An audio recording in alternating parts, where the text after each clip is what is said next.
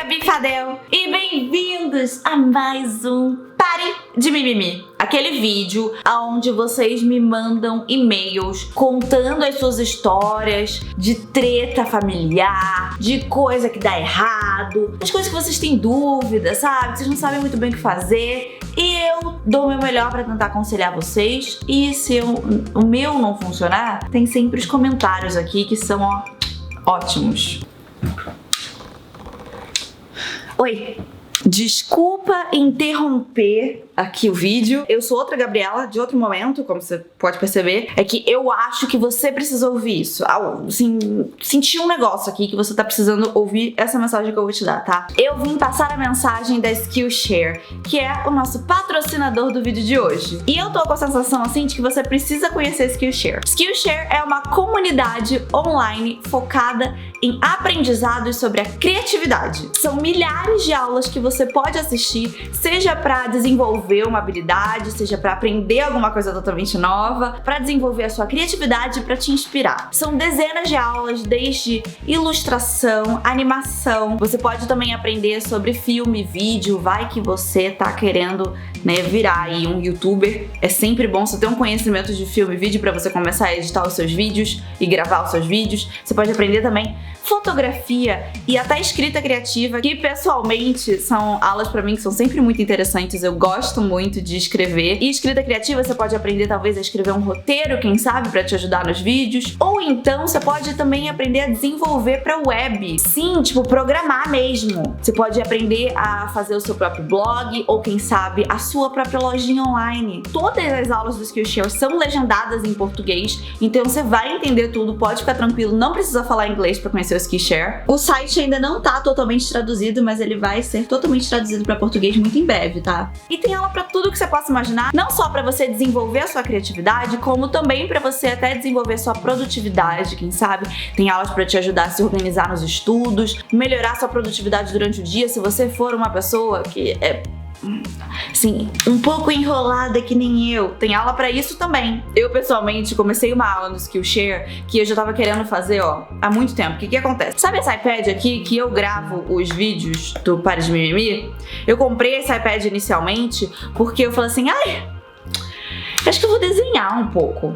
Sim, acho que eu entrei numa de fazer lettering e tal. Vou comprar um iPad, comprei até a canetinha do iPad que tá ali. E nunca aprendi a fazer o negócio, que achei muito difícil fazer no iPad. Então eu comecei a fazer uma aula de lettering pra aprender a fazer o lettering no iPad, que pra mim tá sendo muito legal. Eu me sinto relaxada desenhando e é uma habilidade que eu gostaria de desenvolver melhor. A aula que eu fiz é de Hand Lettering em Procreate e é uma aula exatamente pra você aprender a fazer caligrafia no Procreate. Foi com a professora Gia Graham, que é uma fofa. E se você quiser conhecer a Skillshare, eu tenho uma promoção pra você, claro, óbvio, né? As primeiras 1000 pessoas que entrarem no link aqui embaixo da Skillshare ganham um mês gratuito pra descobrir a plataforma. O link tá aqui embaixo e quem sabe essa não é a sua chance de desenvolver aquela habilidade, aquela coisa lá que você sempre pensou em fazer, mas você não sabia por onde começar?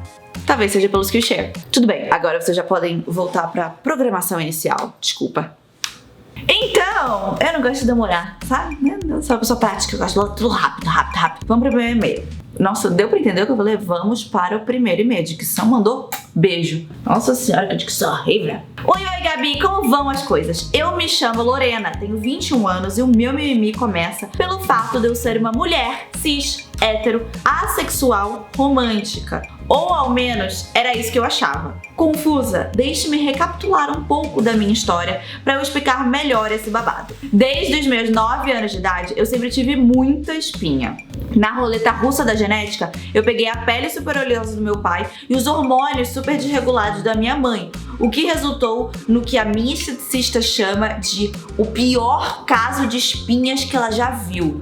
Nossa, eu não precisava falar isso pra você, né? Não tinha necessidade de tudo isso, né? Falar assim, né? Guarda pra você. Sem exagero, me chamavam de choquito humano na escola, mas esses são traumas pra outros mimimis. Então, assim que eu tive a minha primeira menstruação, aos 12, eu logo comecei a tomar pílula pra ver se parava de pipocar. Pulando para a adolescência, eu ainda tava tomando o mesmo anticoncepcional. Todas as minhas amigas começaram a desabrochar Todas falavam sobre sexo e algumas já até praticavam, mas eu nem sequer me masturbava, porque eu não tinha nenhuma vontade, desejo zero. Eu ainda me apaixonava, mas nunca tinha vontade de fazer algo a mais. Quando eu descobri sobre a sexualidade, me identifiquei na hora. E desde então, sempre me apresentei como tal. Eu entrei totalmente na comunidade LGBTQI+. Levantei bandeira, participava ativamente de debates, sempre me colocando como assexual. Tudo ia de vento em popa até eu me mudar para o outro lado do oceano para fazer faculdade.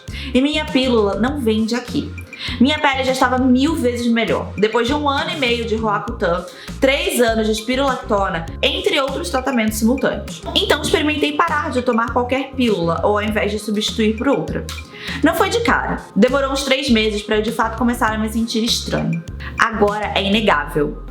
3 meses mesmo. Quando você para de tomar anticoncepcional, demora 3 meses pro seu corpo entender que você tá sem os hormônios e você precisa produzir os seus, sabe? Então, geralmente, as coisas ficam desreguladas por 3 meses e depois normaliza. É que tem gente que demora bem mais. Algumas coisas demoram mais, né? Mas no geral, assim, são 3 meses mesmo. Gabi, eu não sou assexual. Eu nunca tinha me masturbado na vida. E agora eu não consigo ficar sem. Só de colocar uma calça mais apertada, eu começo a fantasiar. Garoto, tu não consegue nem usar um jeans.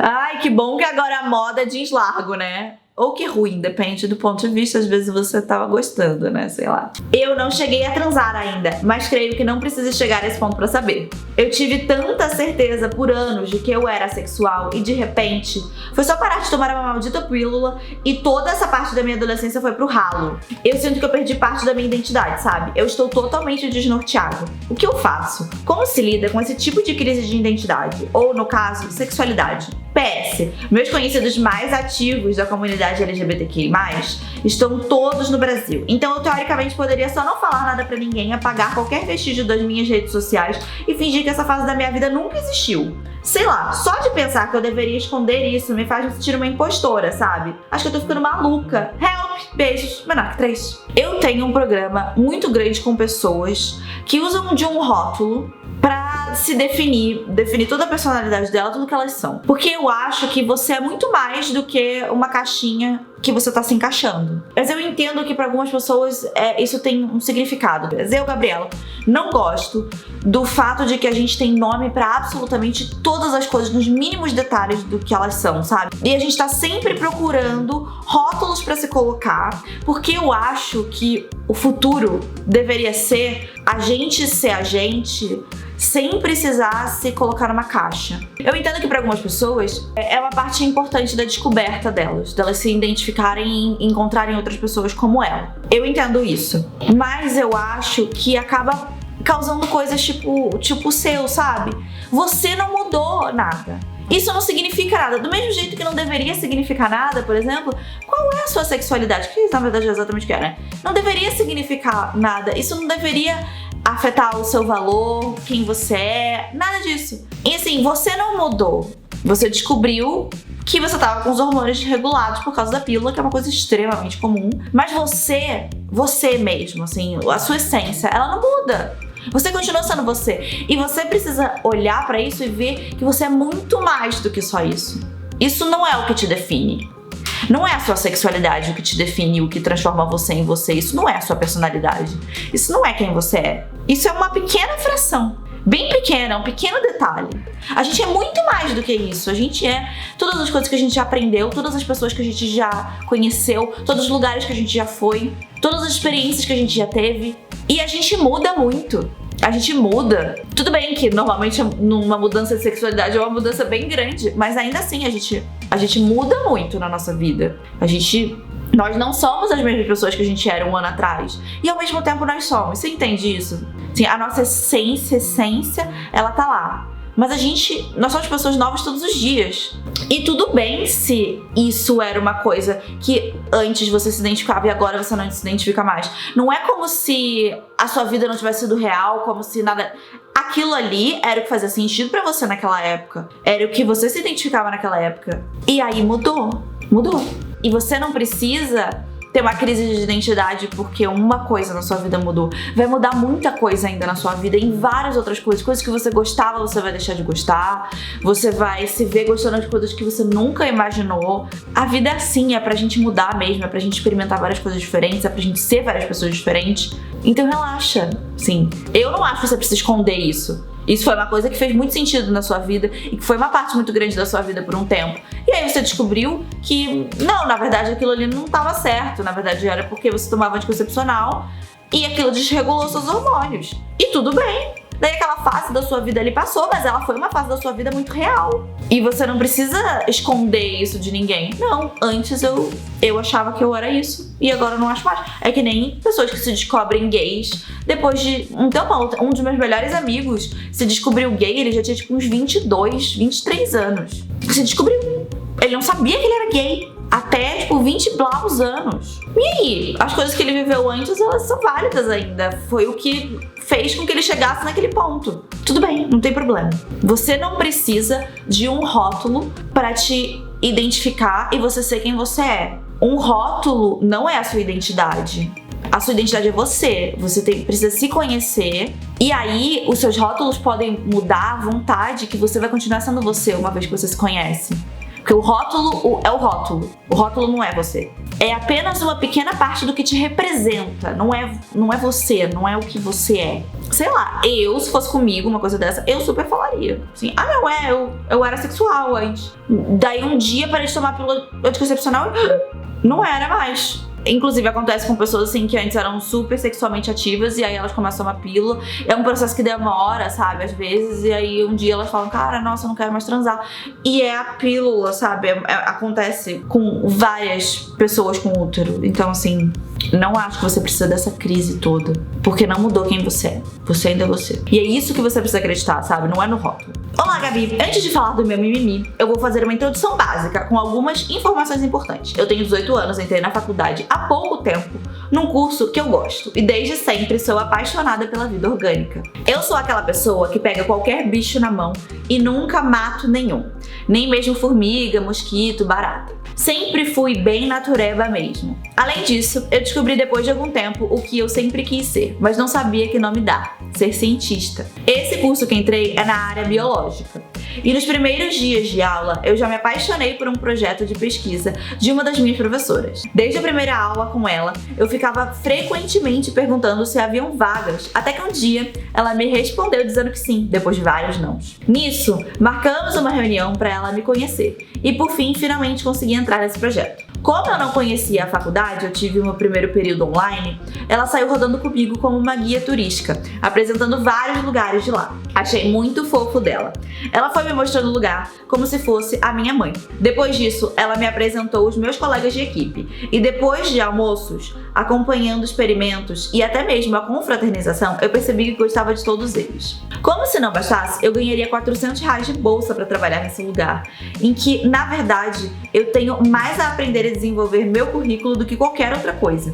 O laboratório é novinho, cheio de recursos, em contraste com os outros dessa mesma faculdade. E essa professora tem contato com empresas fora do Brasil, país o qual eu estou aprendendo a falar o idioma, onde ela estudou e outras da equipe dela também estudaram. Ou seja, se eu ficar com ela, não só vou ter uma puta experiência acadêmica e profissional, como também poderia ir pra fora, onde a ciência é realmente investida. Eu não poderia ter mais sorte, né? Mas aí que vem o problema. Eu me interessei pela pesquisa dela, pois é bem próximo do que eu quero estudar pro futuro, que é descobrir uma forma de tratamento para uma doença sem cura, que não irei falar, mas é relativamente conhecida. A questão é que para estudar como funciona e como tratar uma doença, até o momento presente não existe outro meio senão in vivo, ou seja, utilizando seres vivos saudáveis, os quais são estimulados a terem tal doença e então observar o desenvolver da doença.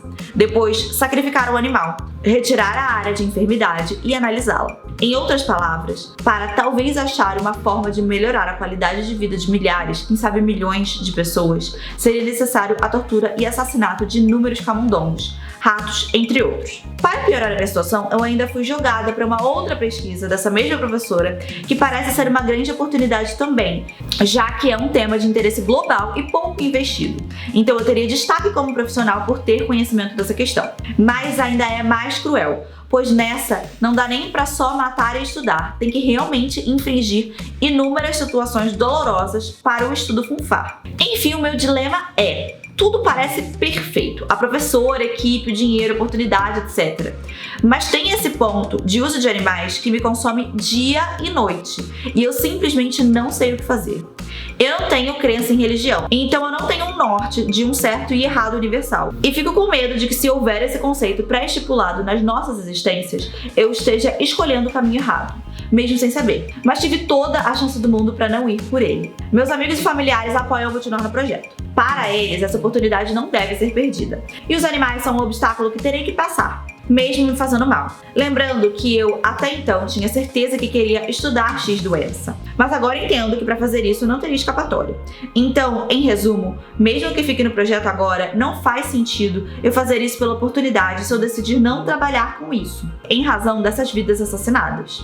Ao mesmo tempo que não quero sair porque já me acostumei e me apaixonei por todo o resto, não quero ser a alma fria que vai tratar vidas como uma simples cobaia. O meu mimimi é que eu não sei quais são os meus valores. Porque, por um lado, tudo que é feito lá é aprovado pelo Comitê de Ética e mudaria incontáveis vidas humanas. Mas, por outro, eu ainda sinto que, mesmo se eu fizesse isso pelo resto da minha vida, eu nunca sentiria que estou fazendo certo. Eu sei que a decisão é minha, que eu que tenho que saber os meus valores e tal, mas eu queria saber da sua perspectiva sobre isso como uma menina aleatória da internet neutra e por algum motivo as pessoas contam seus problemas. Então, o que acha? É certo usar a vida, dor e morte de camundongos em prol da ciência e da vida mais longa, menos sofrida e saudável de pessoas? Espero que esteja bem e que seu 2022 seja incrível. Um beijo, amo seus vídeos. É exatamente por causa desse tipo de coisa que eu nunca, apesar de que eu amava biologia, amo várias coisas de ciências, eu nunca considerei ir por esse caminho, que eu sabia o que vinha à frente. E eu jamais conseguiria fazer isso. Jamais, jamais. Sim, não, jamais. Eu não gosto de ouvir você me contando isso, porque eu imagino e eu não posso fazer nada sobre. Eu não gosto de saber história de nada, de bicho, de que coisa aconteceu, entendeu? Eu sigo um monte de abrigo de animal, eu muto todos, porque eu não consigo ver as coisas dos bichos. Bicho comigo é um negócio que, pelo amor de Deus. Então eu nunca conseguiria fazer isso, tá? Mas estou aqui para ser sempre advogada do diabo. Eu faria? Não, mas talvez você devesse. Por quê? Assim, eu quero falar primeiro de um ponto muito importante, tá? Que você falou, e se tiver um caminho errado, blá blá blá blá. Olha só, religiosamente falando, hermeticamente falando, sabe? Se você não tem conhecimento de que aquilo é errado, de que, sabe, daquilo, é como se o universo não pudesse te cobrar disso. Vou dar um exemplo, tá? Quando os portugueses estavam saindo lá da Europa e dizendo que eles iam fazer as cruzadas pra nossa, não consegui falar mesmo. Catequizar a galera na África, né? Que eles cagaram o rolê na África. Mas enfim, né? Justificativa divina. O que eles estavam fazendo não fazia sentido. Chegar aqui na América e catequizar índio, porque a gente tá levando a religião, a salvação pra eles. Não faz sentido, porque nas religiões, eu não sei se tem alguma religião que não segue essa lógica, tá? Mas das religiões que eu conheço, inclusive a religião católica segue essa lógica também. Se você não sabe de Jesus, tipo, você não sabe que ele existiu, você não sabe as coisas, você está salvo. Porque você é inocente, entendeu? Então daí a galera chega ali numa lógica, assim, de religião. Você chega ali e você tá contando pra eles agora, e aí agora eles se fuderam, porque agora eles têm que seguir o negócio. Porque antes eles estavam bem. Você tá entendendo? Hermeticamente falando, é assim que funcionariam as leis do universo. Se você não sabe de uma lei do universo, o universo não pode cobrar por isso. A partir do momento que você sabe, daí você seria cobrado. Então você só é cobrado pelo conhecimento que você tem. É assim que o universo, as coisas todas funcionariam, tá? Se você acredita nisso ou não, vai de você. Mas já que você trouxe isso pra mesa, eu tô te apresentando essa outra visão, tá? Então se você não sabe se isso é certo ou errado, meio que... E aí, já que a gente tá falando de religião mesmo, assim, muitas religiões justificam isso. Por exemplo, a maioria das religiões cristãs diz que nós somos feitos à imagem e semelhança de Deus e que, então, os animais estariam aqui meio que pra servir. a gente. Então que por isso a gente poderia fazer o que a gente quisesse. Tem muita religião que diz que eles não têm alma. Eu, particularmente, não tenho religião. E eu não acredito em nada disso. Inclusive, acho que é uma grande burrice quando as pessoas dizem que animais não têm inteligência. Porque se você já conviveu com qualquer animal por um tempo, você vai ver que eles têm sim inteligência. Eles têm sim um nível de consciência. É que a gente não sabe definir consciência. Mas de inteligência mesmo, de entendimento do mundo, alguma coisa, eles pensam de alguma forma. Só que muitas vezes a gente não consegue entender isso porque são formas diferentes, inteligências diferentes. E a gente não consegue medir isso porque a gente pensa muito mais de uma forma humana, né? Mas, por exemplo, hoje em dia a gente já tem conhecimento, assim, de que muitos animais têm inteligências muito além do que a gente imagina. Só que antes a gente media, tipo assim, ele não se reconhece no espelho, então ele é burro. Só que tem muito bicho que nem usa a visão como sentido principal. Tipo, a visão é uma coisa que tá ali e tal, tipo o nosso tato, sabe? Que não é uma coisa que é super importante pra gente. Eles seguiam por outras coisas. Então, tipo assim, você tá querendo que o cachorro se reconheça no espelho, o cachorro não tá nem vendo o espelho direito.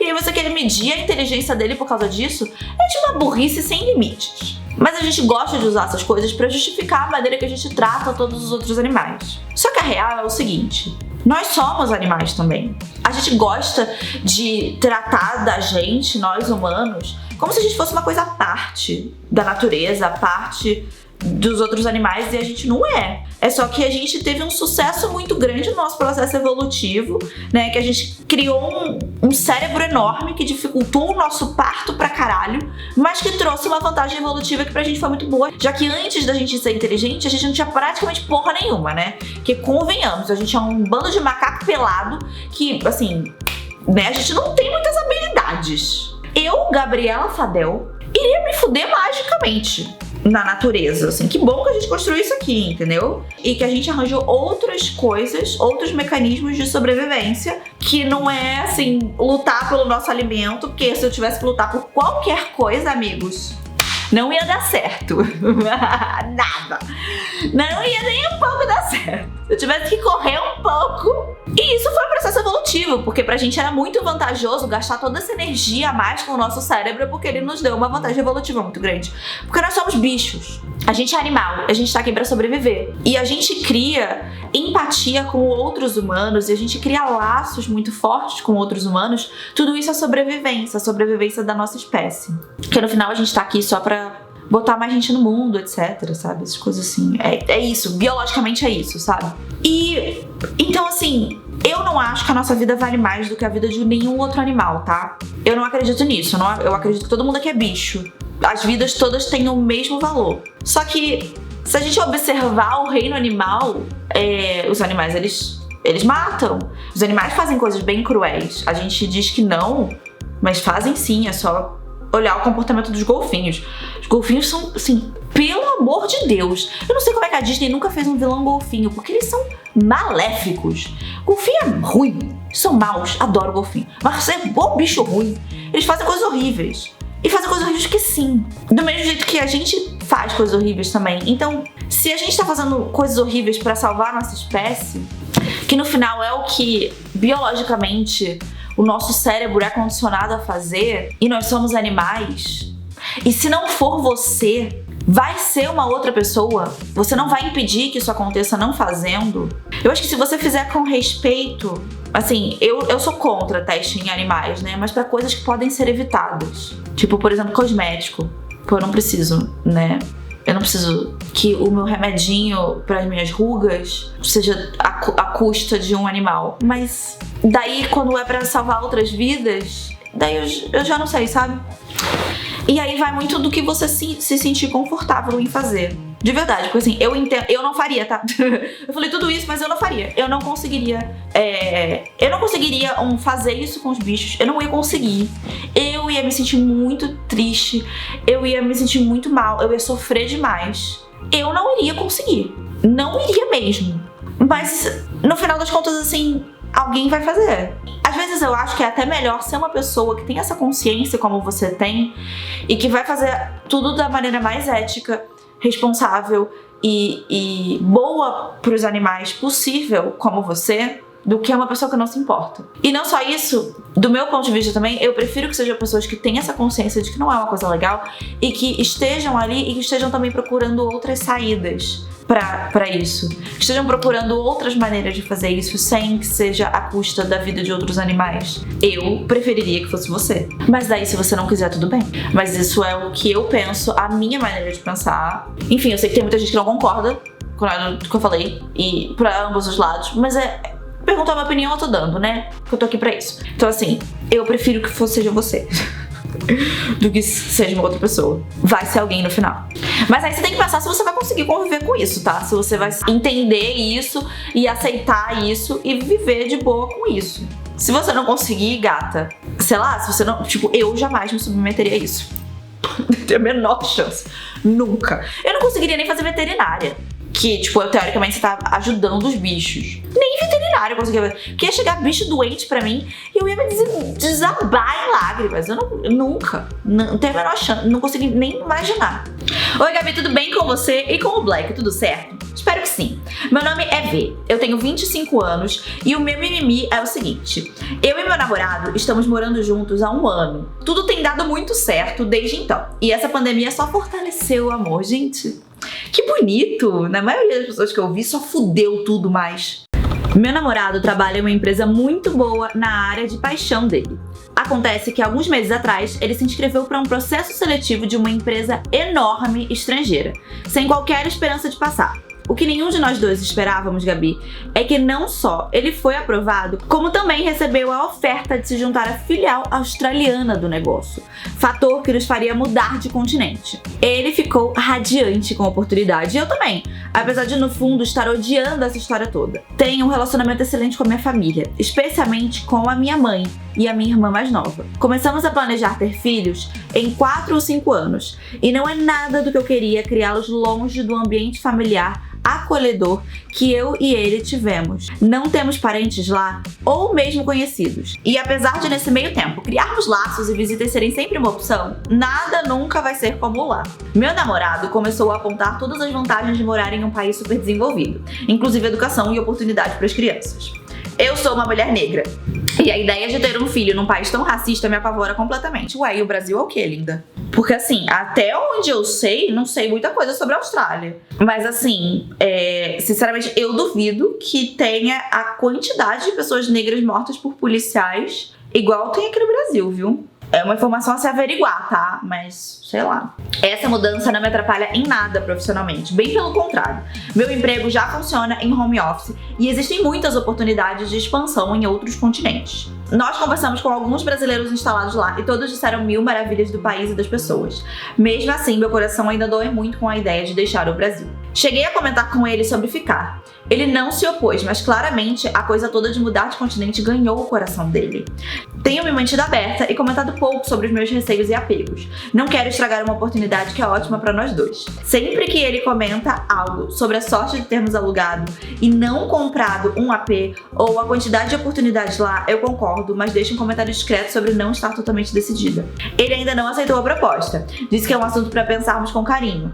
Sei que se eu disser que quero ficar, vou ser respeitada. Ele é um parceiro maravilhoso. Perguntou a minha opinião sincera e disse que se eu recusasse, nós ficaríamos. Porém, eu me sinto muito culpada em dizer que não é o que eu imagino pra nós. Tenho medo de soar egoísta, mas principalmente estar apegada demais em questões que são mais simples do que o esperado.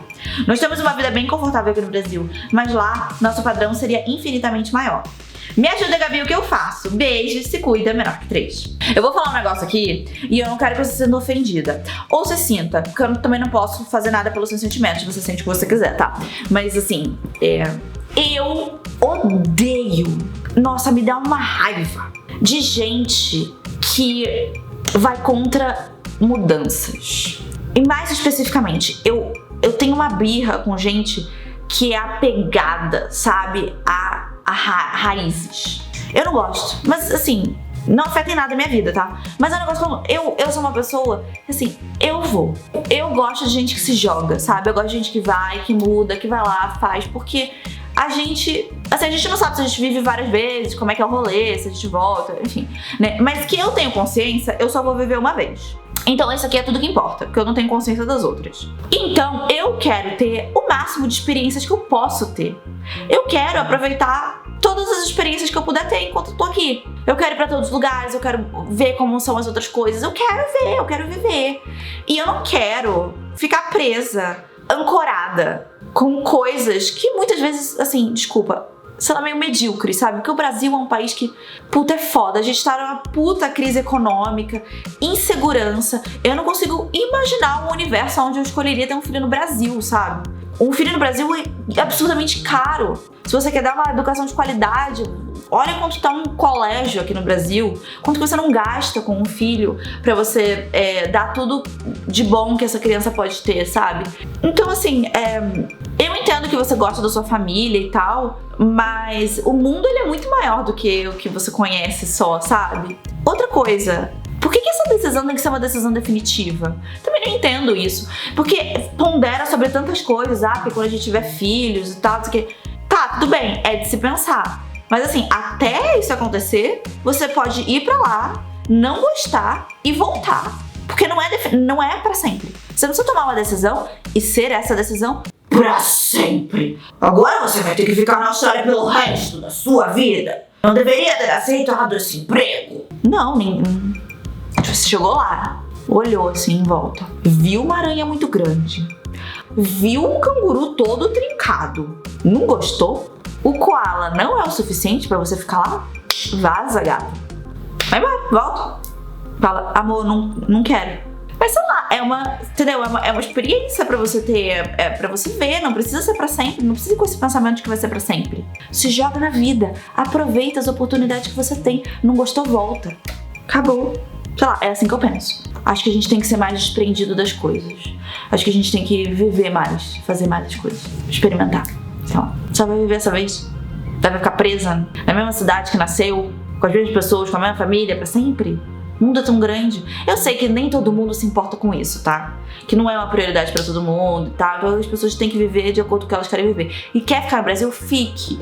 Não tem nada comigo, tá? Mas, sei lá, eu acho que o mundo é um lugar muito grande pra gente só ficar vendo o que tem aqui. Se você tem alguma dúvida, alguma crise existencial, algum problema, alguma história pra contar pra gente, que você acha que a gente pode ajudar, que a gente pode dar uma outra opinião, enfim, tirar do coração também, sabe? Jogar pro mundo.